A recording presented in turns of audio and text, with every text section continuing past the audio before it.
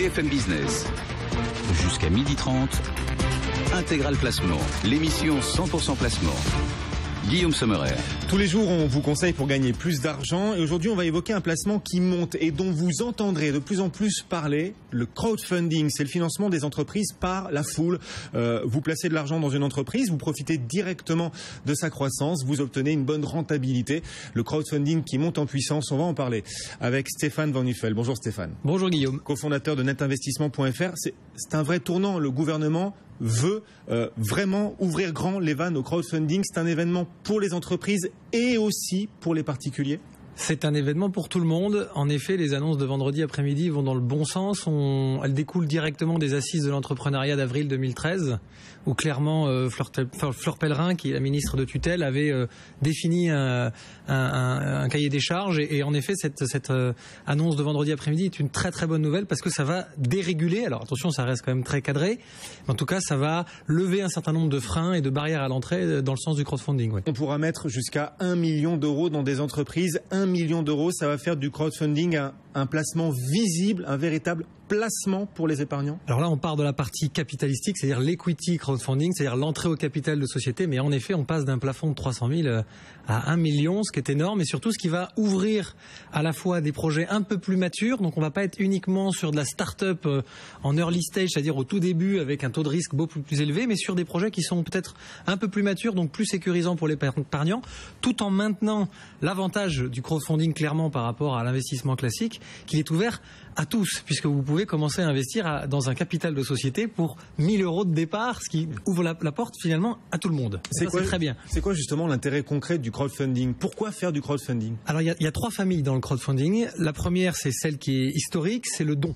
C'est-à-dire, en gros, c'est des plateformes qui permettent de faire un don contre une contrepartie. Donc, c'est souvent un don pour un don ou un don pour une chose. La plus connue, à la base, c'était Ma Major Company, où on finançait finalement la production culturelle de musique.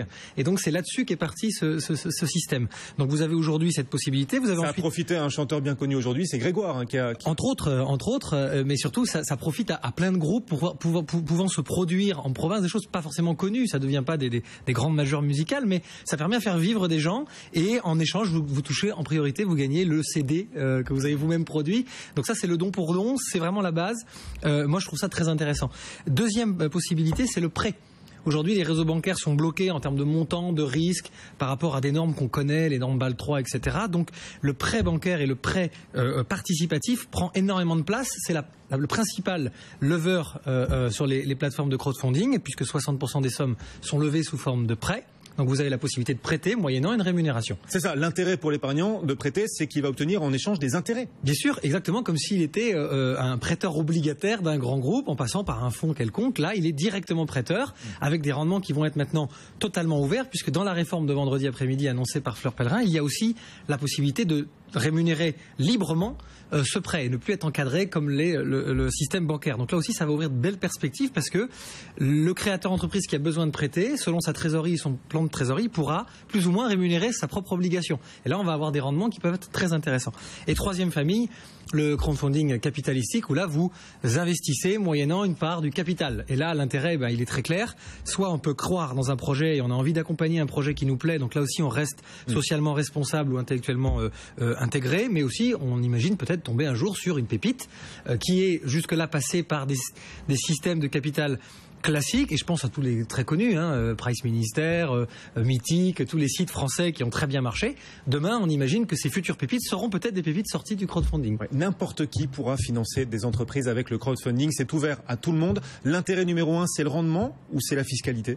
L'intérêt numéro 1, c'est d'investir en sachant ce qu'on fait et en prenant du plaisir à ce qu'on fait. C'est-à-dire que pour moi, avant l'avantage fiscal dont on va parler, l'intérêt numéro 1, c'est que vous le fassiez parce que par altruisme, en faisant des dons, ou par cupidité en prêtant, ou par folie en imaginant que vous allez faire le coup du siècle en faisant du capital, vous allez choisir les entreprises, vous allez avoir, je prends un exemple de monsieur madame tout le monde qui a 5 000 euros à placer, il peut mettre 5 fois 1 000 euros dans 5 entreprises différentes, donc il va pouvoir se créer son propre portefeuille au prorata d'entreprise qui lui parle.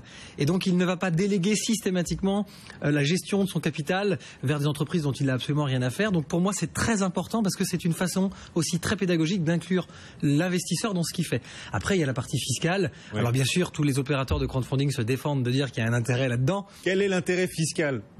On le connaît, il y a l'IR et il y a l'ISF. Donc l'IR, une réduction d'impôt qui peut aller pour une personne seule jusqu'à 9 000 €, 18 000 € si vous êtes un couple. Donc là, on parle de réduction d'impôt, donc indirectement impliqué l'année d'après votre investissement.